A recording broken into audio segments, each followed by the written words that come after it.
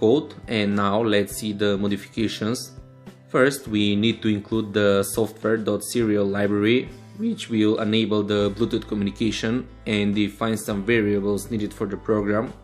In the setup section, we need to initialize the Bluetooth at its default baud rate of 38,400 bits per second.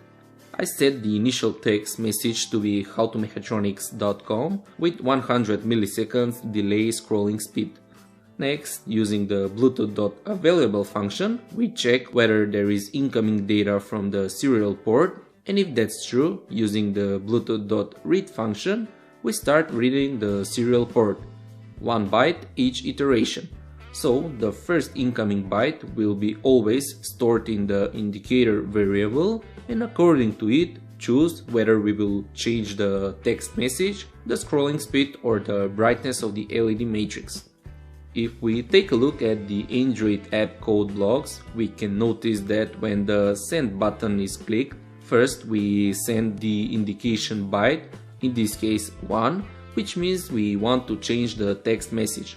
In order to do that, at the Arduino side, we will first clear the whole character array and also clear the LED matrix display.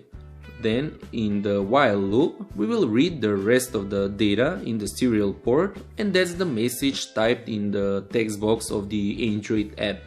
In case the indicator variable is 2, that means we have changed the position of the scrolling speed slider, so we will read its new value using the Bluetooth.readString function and adjust the scrolling speed. In the same way, we adjust the brightness of the LEDs. So